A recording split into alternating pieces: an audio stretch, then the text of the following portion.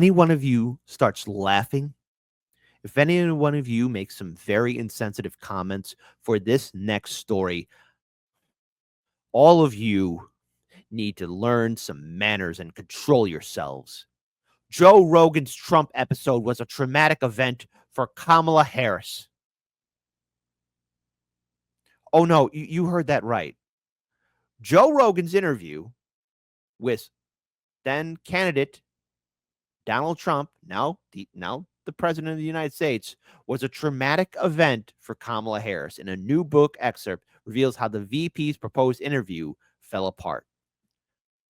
I have said this before, and I'll say it again. She had a golden opportunity to fly down to Joe Rogan's studio, take 3 hours, 6 hours of her time to do the interview. When Trump did it, he was there, and then he flew to another event. If he could do it, you don't have an excuse not to. And then when you start making these ridiculous, dumb requests of, oh, it must be edited. Oh, it's only could be for an hour. Say whatever you want. But the Joe Rogan podcast, I mean, it's like a 3-hour show. You're going to be in there talking to Joe Rogan. JD Vance even showed up on the podcast. And this was traumatic? How? But hold on. Let's go check it. We're gonna sit through this like a family should. Okay? Everyone be nice. I'm seeing some people. And Molly Littlebird. Uh-oh. Kid is teaching us some manners. Yes.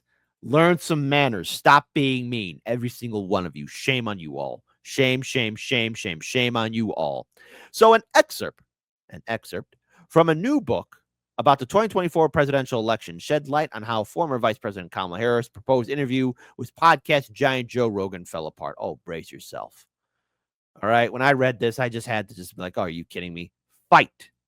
Inside the wildest battle for the White House. So that sounds like an adult video name. From authors Jonathan Allen and Amy Parents, provided a play-by-play of negotiations between Rogan and Harris camp to secure Harris' appearance on the podcast. The dialogue proved fruitless and cost the ex-vice president's campaign, especially as then candidate Donald Trump secured a Rogan interview that went viral. Well, gee, you could have done that too, and there's no excuse. And if we rewind back the clocks to 2020, Bernie Sanders, Tulsi Gabbard, Andrew Yang made time out of their campaign schedules during the Democratic primary to show up on the Joe Rogan podcast. You know, a lot of people across the political spectrum have showed up on Joe Rogan's podcast. You had Jimmy Dore, you had Dr. Cornel West. Oh, wait, you had Kyle Kalinske. I know somehow he made it on there. Hey, shout out to my friend Larry Sharp. He actually made it on the Joe Rogan podcast. Good for him. Everybody across the spectrum have made it on there. But somehow this was a monumental task for Kamala's campaign to do because, as we have shown on this show, every interview that she did with establishment media was controlled and edited. Oh, I'm sorry. Let me say that again. Controlled and edited. Trump spent 3 hours with Rogan in an interview that instantly went viral. Well, no duh. Is the sky blue? Is water wet? The contrast amounted to a traumatic event, said one Harris aide, that I will never forget, Allen Parnes wrote. Oh, hold on. Rogan confirmed in late October, just after publishing his sit-down with Trump, that he had been in negotiations with Harris' team for an interview, noting that talks had come to a standstill because of Harris' demands. Not of Joe Rogan's demands, Harris demands. Kamala Harris demands. You're the vice president of the United States. You're trying to convince voters that you're the better candidate, and you can't do it. Okay? But anyways, I'm going to calm down here. At the time, he expressed that he was still open to a future interview and relayed that the Harris camp hadn't canceled either. Following Trump's election victory, Harris' team suggested that the president interview was the factor that killed the negotiations. No, it shouldn't have been. In fact, it should have motivated the campaign to work double time to get on the Joe Rogan podcast. Here's something very simple. And all of you can be like, oh, no. Oh, really? And everyone, here, this is the most hard-hitting statement that everyone in the media sphere is going to have to realize. The Joe Rogan show is one of the most popular media platforms currently out there right now. Okay? Millions upon millions of subscribers, a wide range of different platforms in which he can reach out to different audience members. So, yes, it is a very popular show. And if it's a popular show that's getting millions upon millions of views and eyeballs and comments, then yeah, you need to show up on there. They should have worked harder. It tells me that her team was filled with unserious people who were clearly out of their element. And if that's me being mean, no, it's not. It's speaking out the facts. Continuing on, we were hoping to fit it around the fit that. Sorry, hold on. I stuttered there for a second. Sorry for that. We were hoping to fit it in around that, but ultimately weren't able to do it. Harris campaign senior advisor Stephanie Cutler said on Pod Save America. As it turns out, that was the day that Trump was taping his Joe Rogan appearance, which they had never confirmed to us. We just kind of figured that out in the lead up to it. Rogan went on to endorse then candidate Trump on the eve of the election. The section from Fight shed more light on what happened, alleging that initial negotiations held between Harris' deputy campaign manager Rob Flaherty and Rogan's reps were rocky. According to the book, Rogan sent them his list of interview conditions on October 11th, which included no staff in the studio, no topic restrictions, and Harris would have to sign a waiver. Makes perfect sense. These are not ridiculous demands. No staff in studio, because you can have a staffer say, hey, she's not answering that. No topic restrictions. No. Hey, if you're going to show up on a show, no restrictions. And Harris would have to sign a waiver. Makes perfect sense to me. Additionally, Harris would have to come to Austin, Texas, according to the Rogan team, though they signaled that there was slight leeway on this condition. The Harris campaign responded saying that Harris would be happy to talk about social media censorship, weed, and other issues they thought would be of interest to his listeners. However, Rogan disagreed. As the book said, Joe just wants to talk about the economy, the border, and abortion. Then the dispute over where Harris would meet Rogan ensued. Flaherty proposed an interview in Michigan, where the then vice president would be on the campaign trail. No go, the Rogan team said after reaching the host on a weekend hunting trip. Austin or nothing, Parnes and Allen wrote. According to their book, Harris had less than zero reason to be in Texas, as she was in the battleground or bust mode. Well, it turned out to be bust. She lost all the key swing states, lost the entire Democrat coalition that the Democrats built up in 2016 and by some extent in 2020, because voters gave the Democrats a middle finger because the Harris campaign, and yes, by proxy even too, the Biden campaign failed. The 4 years of failure of the Biden-Harris administration, an epic disaster. And as we have all learned, turns out Joe Biden wasn't all there upstairs anyways. So, hey, another point where we are proven correct. Plus, a detour to Texas might smell like desperation to the press and a waste of money to donors. See that again.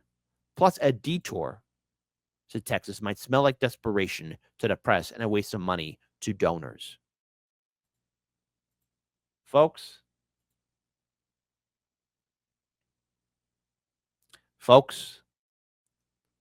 let's be clear here, okay?